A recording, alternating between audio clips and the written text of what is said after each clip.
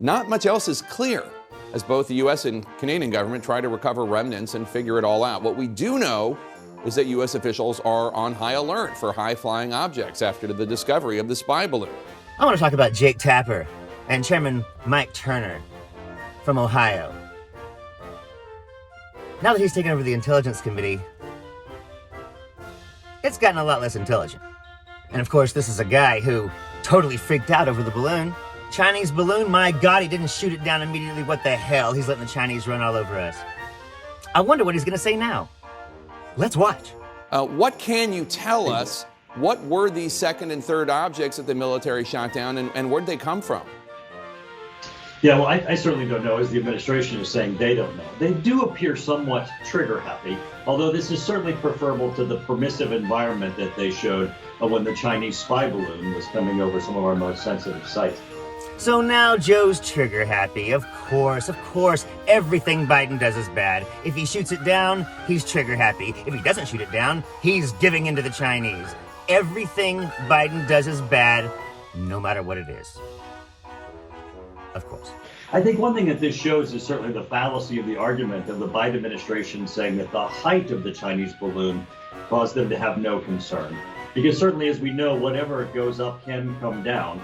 And just saying that this Chinese spy balloon was high and these are lower and therefore they actually pose a hazard really isn't a differentiation I think that anybody's comfortable with. Are you glad that they shot down these two objects? Because obviously you and other Republicans were critical for that the Biden team took as long as they did to shoot down the object that was clearly a Chinese spy balloon. Sure, as I was saying, I would prefer them to be trigger happy than to be permissive. He prefers trigger happy over permissiveness? Fuck you. No matter what, he's going to criticize. He's got his talking points, and he brought them with him. But we're going to have to see whether or not this is just the administration trying to change headlines. And of course, Biden's trying to change the headlines. Yes, how perfect. Whatever, dude. Because Biden has that laptop, the Hunter laptop, and it proves that, the big guy. What about the big guy? What I think this shows, which is probably more important to our policy discussion here, is that we really have to declare that we're going to defend our airspace, and then we need to invest. What's become clear in the public discussion is that we don't really have adequate radar systems. We certainly don't have an integrated missile defense system. We're going to have to begin to look at the United States airspace as one that we need to defend and that we need to have appropriate sensors to do so. This shows some of the problems and gaps that we have. We need to fill those as soon as possible because we certainly now ascertain there is a threat. This guy has no understanding of radar ops. If he just simply looked it up, he could. The fact is that our sensors and our radar detection equipment is second to none. It's so good, it picks up birds and gusts of wind. We have computers filter out all of that noise so they can concentrate on what's important. But after the balloon came, we took all those filters off. And suddenly, we're seeing a lot more shit. This guy's either stupid, or he's pretending to be a moron. Which do you think it is? Let's turn to talk about the latest in the classified documents investigation. We just learned that last month, former President Trump's team apparently turned over more classified records from Mar-a-Lago, including a laptop and thumb drive with classified pages that had been uploaded by an aide from Trump's Political Action Committee. Gee whiz, a laptop and a thumb drive. What's that about? Turns out after all their bluster about Hunter's laptop, it's because they knew Trump had a laptop. Go figure. Well, Hunter's has naked pictures. There's naked pictures and proof that he did drugs. What a bunch of bullshit. There's no secret documents on Hunter's laptop. How many are on Trump's? How many are on the thumb drive? What the fuck was that thing for?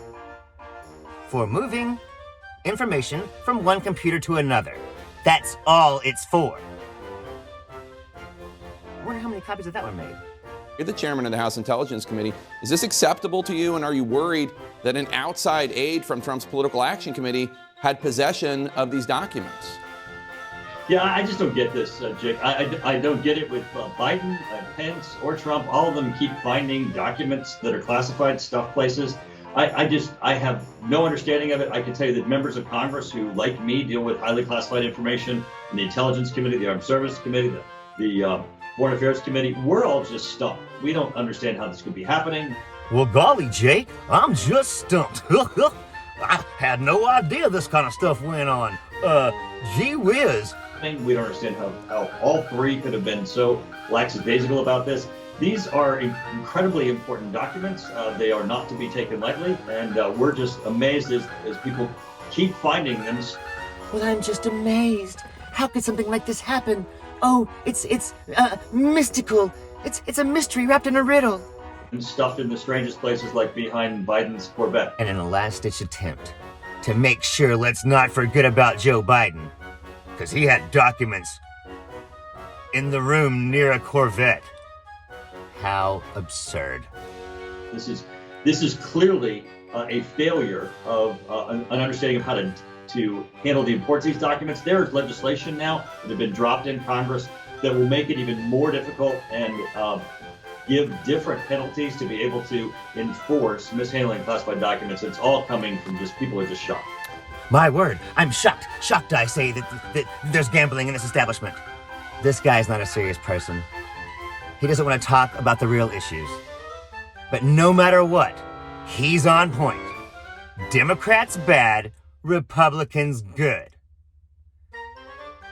But when it comes to the criminal acts of Donald Trump, well, he's just stupefied. It's astonishing this guy's able to address himself.